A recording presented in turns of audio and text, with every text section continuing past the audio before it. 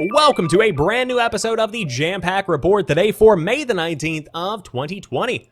Of course, my name is Samuel Adams, and this is a daily gaming news podcast meant to bring you the hottest news you need to know from around the industry. Hosted on YouTube and podcast services around the world 5 days a week, it is your one-stop shop for the hottest news you need to know every single weekday. Except for yesterday, I did want to apologize. Unfortunately, or I suppose I should say fortunately, I was at a car dealership last night until roughly 9:30, and I traded in my 2013 Ford Fusion for a 2014 Jeep Wrangler, and there's my new ride. I just wanted to share it with you guys because your friends, your family, you're here every day watching the show, and I figured you guys might want to see it. I've got a couple of more pictures on Twitter and Instagram if you wanted to give it a shot.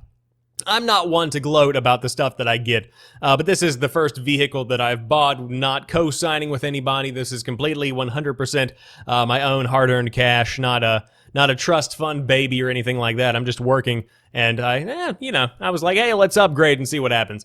But you're not here to talk about my car. You're here to talk about the gaming news of the day, and specifically the past 2 days. So without further ado, let's go ahead and start breaking it down. Sony CEO says PlayStation 5 games will be announced soon. Now you might be saying, Sam, there is literally no detail in that title, and I would say, you kind listener are correct. This is completely and totally pointless, but it's still trending news. Sony CEO Kenichiro Yoshida has said the company will be announcing a lineup of games for PS5, quote-unquote, soon. Speaking as part of a statement about corporate strategy for Sony, Yoshida, according to Bloomberg's Takashi Machizuki, said, quote, "We will soon be announcing a strong lineup of PS5 games." Much has been made of Sony's relative silence on PS5 and particularly its games in recent weeks, especially when compared to Xbox's somewhat more open approach to revealing its own Series X console. There has been speculation about a PS5 event taking place in June, and some have taken this statement to support that, although Sony has made no further comment. As part of the corporate strategy report, Sony also outlined the future of its game and network services department. The launch of PlayStation 5, scheduled for the holiday season of this calendar year, will deliver even more immersive experiences on a game console. Higher speed, enhanced sensory perceptions generated by its revolutionary controller, and sound delivered in 3D audio will combine to realize truly next-generation console game experiences unlike anything before, end quote. As part of the statement, Sony also announced that Sony Interactive Entertainment CEO and President Jim Ryan is now also a Senior Executive Vice President of Sony Corp as a whole. So, it looks like we are going to be getting an event soon, and we've been saying that since roughly February now, haven't we? If you are listening and you happen to be on the Sony team, I want you to know two things. Number one, I fully and wholly trust in your marketing plans, because if you look at the PlayStation 4 generation, it has dominated the Xbox One in nearly every single way, so clearly you know what you're doing. However, I would encourage you, with roughly 5 months left until the expected release timeframe of this console begins to kick off, you really need to show us what this thing looks like and show us what the thing is doing. What games are we going to be playing? What kind of experiences can we expect to get? Now, that is pretty much the take from the majority of the gaming industry, from what I can gather from social media. But in addition to that, I also want to present one other idea. This could be one of the most ingenious marketing strategies that has ever been gracing the face of gaming, because if you think about it, right now, people are talking about the PlayStation 5. They're wondering where it is. They're wondering what it looks like. They're sharing images of the controller. They're talking about big next-gen exclusives like Horizon Zero Dawn 2. You're talking about other big next-gen exclusives like God of War 2. Godfall is one that comes to mind. You've got a lot of big names. And more people are talking about that than the Xbox Series X combined. That's just what I'm seeing on social media. Now, that's not to say that more people aren't talking about Xbox Series X, because there are plenty discussing that console as well, and there's plenty of excitement generated around it. But there's this element of mystery. There's this element of surprise that the PlayStation 5 has, and I think that might give it a leg up, and Sony is not spending a dime to market any of that. That's pretty impressive. But it looks like we're going to be getting some new game announcements soon, and I certainly hope we do, because I would love to see what the next gen has in store. However, PlayStation now has reached 2.2 million subscribers.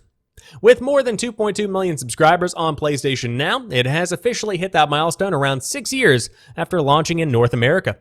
Sony confirmed the latest figures for its subscription service in an investor presentation, which showed its audience doubling in the space of a year. PlayStation now had more than 1 million subscribers at the end of March 2019, and that rose to more than 2.2 million by the end of April 2020. When the service has been available in North America since 2014 and rolled out globally the following year, it only offered the option to stream its catalog of games at first.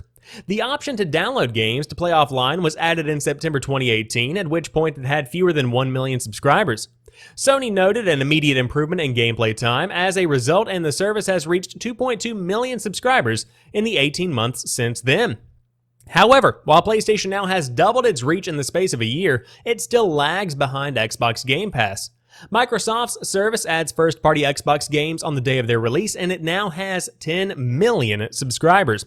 And so I think that between these two stories, you have a kind of dichotomy, if you will. You have the PlayStation 5, where it is going to be showcasing very stellar games. It's going to, I'm sure, have very unique and interesting hardware. If the controller is anything to go on, the PlayStation 5 is going to have a much more modern, minimalistic style to it. And of course, white instead of black. Again, assuming it matches the controller. And so you have all of this hype generated around PlayStation 5, and if you look at the PlayStation 4 in terms of console sales and in general customer feedback, the PlayStation 4 is by and far in the lead. But then you have PlayStation Now, where it does have a dedicated streaming and or downloading service. It's still lagging behind Xbox Game Pass, which just recently introduced Red Dead Redemption 2. It just added on PC Halo 2. Those are two massive games. On top of that, you've had Grand Theft Auto 5. You've had Gears of War 5, I think is the one that, Gears 5? Yeah, that came out. Okay, they all blend together after a while.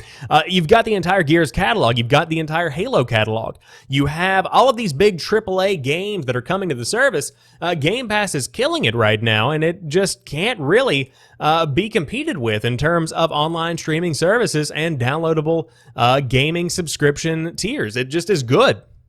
And so PlayStation Now still has plenty of catching up to do, but doubling, in fact more than doubling in just the course of a year, is a very impressive milestone to hit.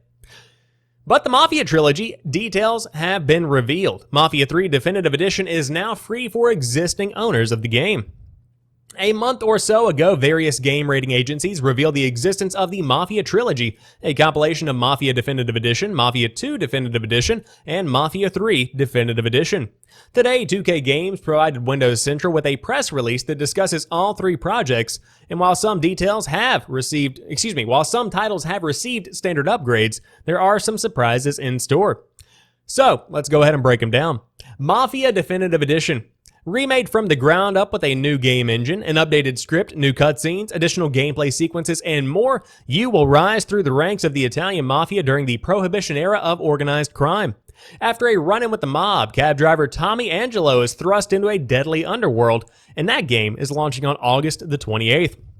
Mafia II Definitive Edition. Remastered in stunning 4K and available for the first time on current generation consoles, lived the life of a gangster during the legendary era of organized crime.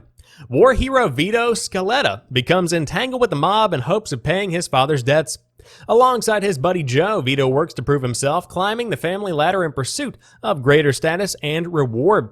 Mafia II Definitive Edition is out now. The game runs at 4K resolution on Xbox One X, and of course it is going to be automatically granted for all existing owners of Mafia II on Steam at no additional cost.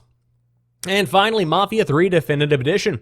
After years of combat in Vietnam, Lincoln Clay knows this truth. Family isn't who you're born with, it's who you die for.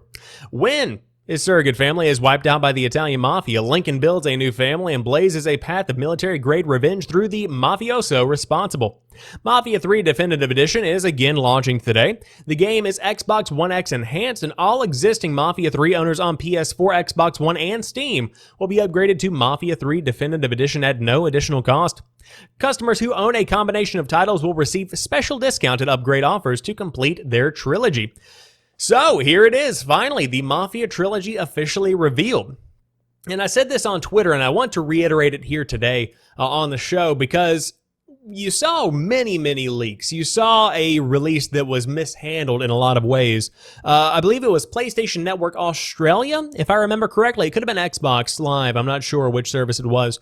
But the game was actually leaked early, roughly 24 hours early. We saw gameplay of this leaked last week. Details began, whatever the correct terminology may be, they began to just breach the levee, so to speak, and it still wasn't even confirmed. The game wasn't confirmed.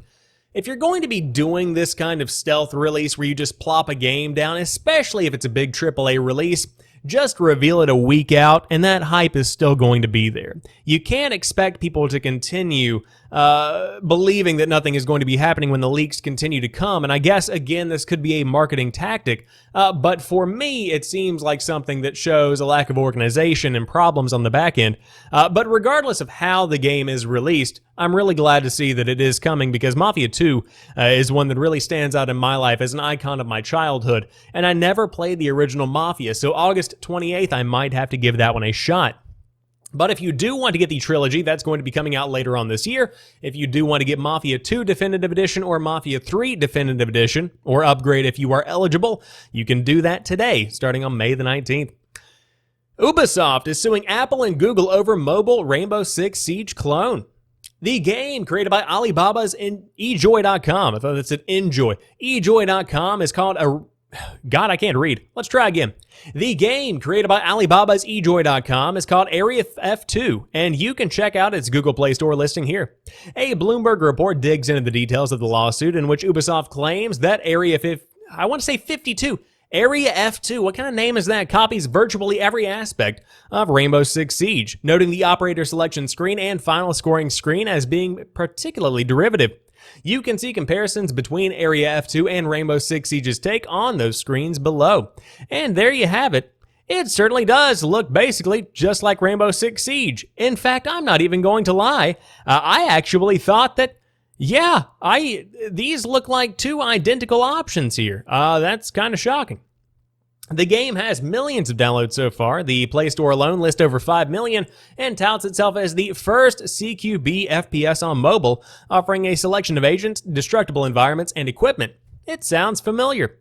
Having tried the game for ourselves, the resemblance is striking, with maps, loadouts, and more feeling instantly familiar to a Siege player. Ubisoft has reportedly contacted Apple and Google about the game and its infringement, but both companies have failed to remove the game from the App Store or the Google Play Store.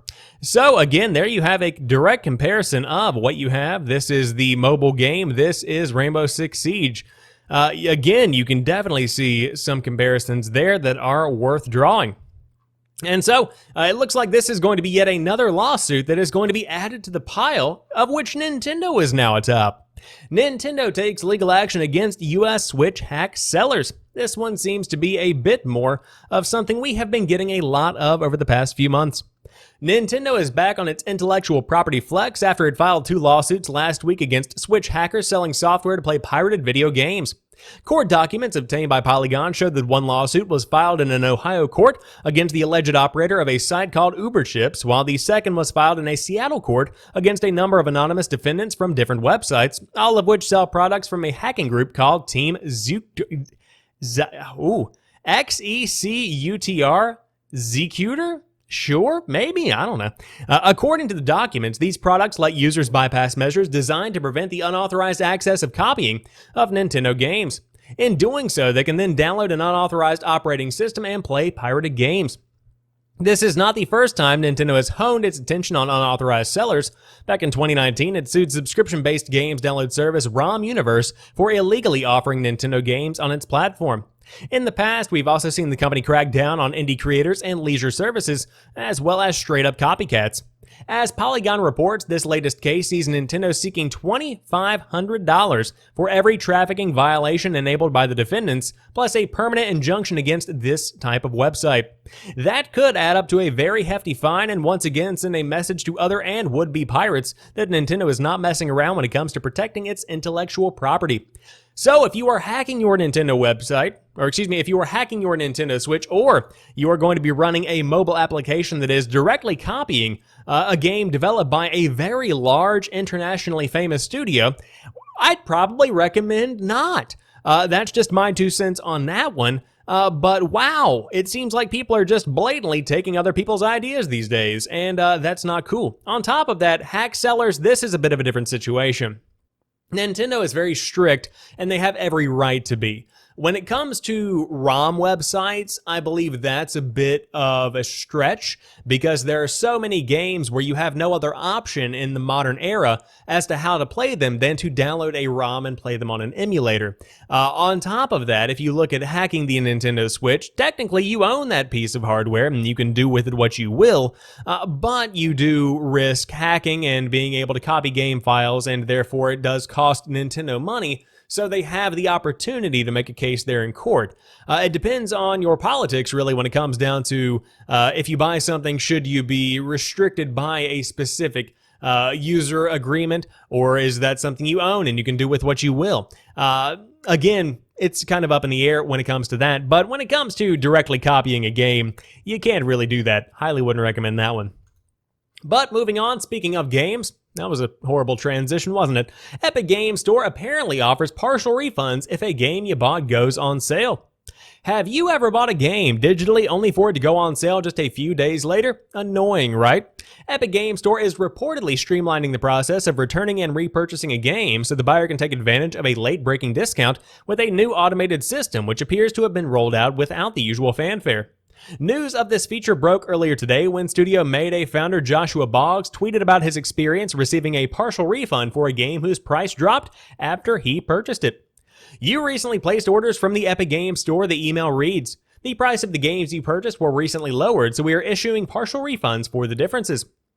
Previously, the Epic Games Store encouraged players to refund and repurchase any games that went on sale post-purchase in its official refund policy. Steam's refund policy includes a similar provision. As you can probably tell by the text of the email Boggs shared, however, the Epic Games Store now apparently offers a fully automated process. Kotaku reached out to Epic for more info on this feature, but has yet to hear back. Of course, the site has been a topic of controversy, but this seems to be something that is inherently, naturally fan-friendly. This is something that is definitely treating customers with respect. Because there are plenty of times in my past where I'll dish out $20 for a game, and within a few hours or days, it's down to $10 or $5. That feels bad, so to be able to get an instant refund and not have to worry about it is certainly a good move for Epic, and it seems like something that's even more customer-friendly and somewhat not the expectation, because if you look at a game that you want to get a refund for, you automatically expect some kind of action has to be taken. You need to make some kind of move. You need to go submit a receipt, you need to go ask for a refund, whatever it might be. You have to do something. That's not the case here, and that's pretty impressive. So, keep an eye on your email if you are taking advantage of the big Epic Mega Sale, which is going on now, and you can find out more about that in Friday's episode of the Jampack Report. But speaking of Rainbow Six Siege, we talked about it a moment ago, it looks like that game is prepping for a potential Splinter Cell crossover this August. Ubisoft appears to be cooking up a cryptic tie-in headed to Tom Clancy's Rainbow Six Siege, with evidence suggesting its forthcoming Year 5 Season 3 update joins forces with the Splinter Cell franchise. The pioneer in stealth and espionage may soon head to the hit tactical shooter, akin to recent crossovers with Ghost Recon, including an alleged operator hailing from Sam Fisher's Echelon. Rainbow Six Siege previously teased substantial changes with its Year 5 roadmap, including the second half scheduled to overhaul its seasonal structure and pivoting away from the two-operator tradition. Season 3, expected to receive an unveiling this August, condenses to just one operator, helping free resources for new core systems like Ping 2.0 and Match Replay. The roadmap included planned nationalities and map rework candidates, while teasing a secretive classified operator this summer. Ubisoft stopped short of providing further context, kickstarting extensive speculation in the months that followed. It now appears increasingly likely that Season 3 will feature a Splinter Cell crossover, with details surfacing in the wake of the Operation Steel Wave reveal. The first details on the potential Splinter Cell tie-in come from a Reddit user, a recognized Rainbow Six data miner in fact, attributed to several accurate leaks in the past seasons. They now flag two newly discovered strings, seemingly naming the Year 5 operators' codenames and their assigned counterterrorism units: Operator Year 5 Season 3 Scout, ECH, of course being Echelon or Third Echelon, and Operator Year 5 Season 4 Jordan, and that is PSC Nighthaven. The snippets refer to operators Scout and Jordan, likely work-in-progress codenames and not necessarily guaranteed to launch under identical monikers. The aforementioned classified operator Scout reportedly falls under Echelon, a series of divisions familiar to Splinter Cell fans. The secretive initiative within the National Security Agency comes heavily rooted in the game world as the operator of the Splinter Cell program, home to Sam Fisher. The latter TIE operator looks to be a Nighthaven recruit from the same private military organization as Kali or Wamai. The leak contradicts the Year 5 roadmap at first glance, presenting a classified badge embellished with the Nighthaven emblem. However, circling back to my past discussions, the author says, with Rainbow Six Siege product director Roy Del Valle in February, plans for the winged icon have changed. The Nighthaven logo shouldn't be there. We've been working on the narrative and looking at what we want to do, DeVale told Windows Central at the 6th Invitational 2020. As of late, the last 2 weeks or something, we tweaked some things on the narrative, and you will discover you'll be happy with that does not necessarily strictly link to Nighthaven. But the arrival of Nighthaven is an event on Rainbow, and it will shape some of the stories that are happening behind the scenes. So that's where we'll stop for that story. But hey, it looks like Sam Fisher or one of his affiliated comrades is going to be coming to Rainbow Six Siege, a pretty cool looking little crossover. But we continue on with our System Shock 3 discussion because ownership of System Shock 3's website has been transferred to Tencent. Oh boy, here we go. Both SystemShock3.com and SystemShock4.com had their ownership transferred from developer Otherside Entertainment to the Chinese corporation last week, analysis of domains by VGC shows. Prior to this month, the domains were registered to Otherside Entertainment director Paul Neuwirth.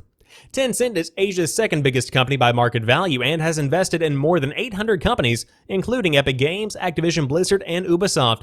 System Shock 3's developer has been searching for new investments for much of 2019, following its separation from former partner Starbreeze in February of the same year.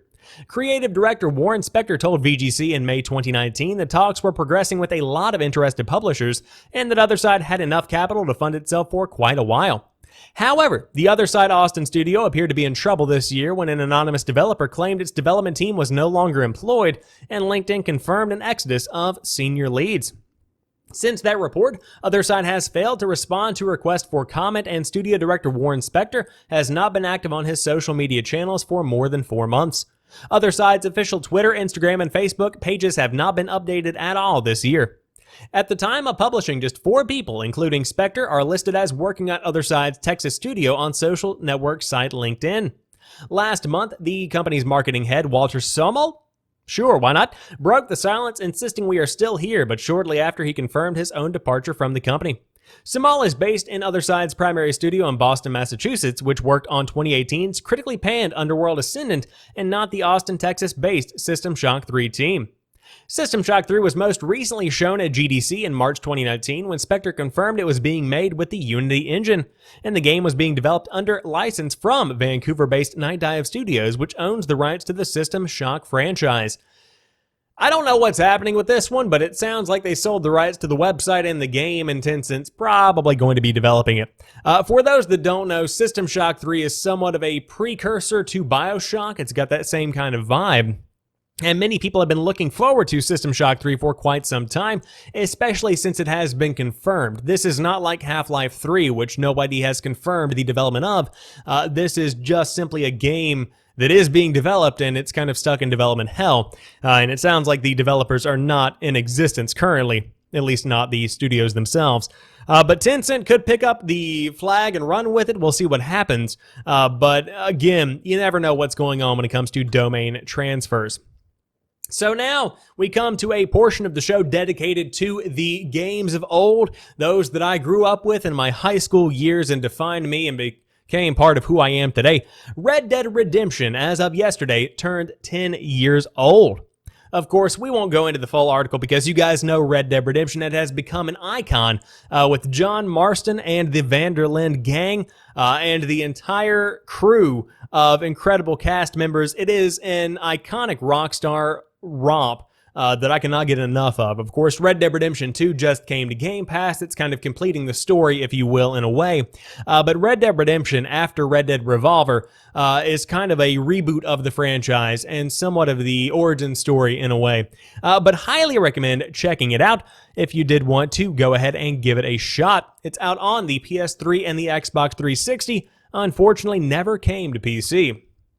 But it is also the 10th anniversary of the reveal of Black Ops 1. Of course, Call of Duty Black Ops was one that revolutionized my world because it turned me on to, number one, so much good music, and it was and remains my favorite Call of Duty game of all time. I love the 70s. I love Vietnam War era history, and so this is something that really, really spoke to me, and it's a game that I put thousands of hours into across PS3 and Xbox 360 back in the day. Such a big fan of this game. Cannot recommend Black Ops enough. Even today, it is backwards compatible on the Xbox One. And of course, we will celebrate this November when the 10-year anniversary does roll around. But that rounds out today's episode of the Jampack Report. If you enjoyed this one, drop me a like down below and let me know what you thought about everything we talked about today. And I will not be taking a day off tomorrow. We are back on the grind, back on the schedule, and I will see you on tomorrow's show. But until then, have a good one, and peace.